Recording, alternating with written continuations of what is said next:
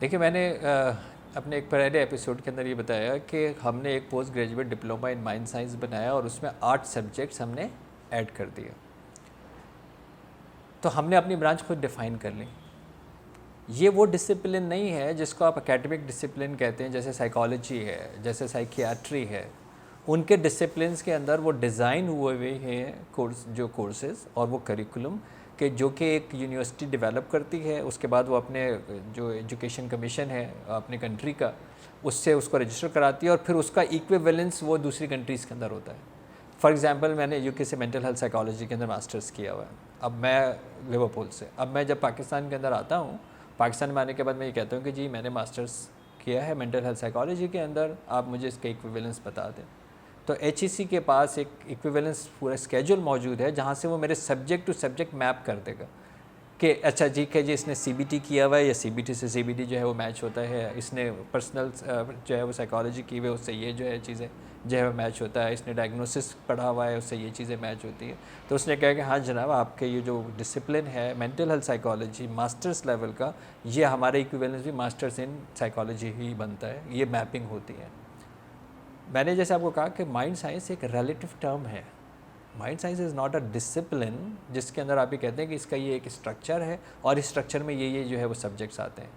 मैंने अपने mind science के अंदर बैठ के ख़ुद ये डिज़ाइन किया कि जी योगा जो है एक स्ट्रेचिंग एक्सरसाइज है, योगा एक फोकस एक्सरसाइज है, ठीक है। अब बहुत से लोग उसके ऊपर पता नहीं क्या क्या क्लेम करते हैं, दुनिया भर की चीज़ें। वो मैंने सुना है योगा रूहानी भी हो जाता है, आई डोंट नो कैसे हो जाता है तो अब जो है वो अगर लोग कहते हैं कि जी मैंने जो मेंटल हेल्थ का जो अंदर मैं योगा भी कराता हूँ, लेकिन उसके करिकुलम में योगा नहीं लिखा हुआ होगा, ठीक है ना। MBBS के डॉक्टर को योगा करना चाहिए, मेरे हिसाब से बिल्कुल करना चाहिए। फोकस ऑफ अटेंशन और बॉडी जो स्ट्रेच है उसके लिए योगा बहुत अच्छी चीज़ है, लेकिन उसके डिसिप्लिन का पार्ट तो नहीं है वो, राइट। ये भी हो सकता है कि अगर उसको कोई कॉम्प्लीमेंट्री थेरेपीज़ का कोई एक्सपोजर हो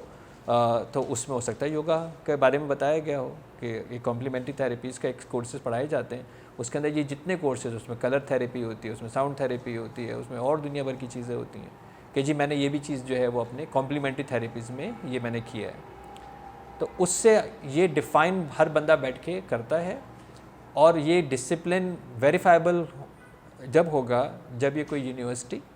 या आपके कंट्री का कोई जो कमीशन है, जो चाहे हमारे हायर एजुकेशन कमीशन है या जो रेगुलेटरी बॉडीज़ होती हैं, उनका इसको अप्रूव करना ज़रूरी है।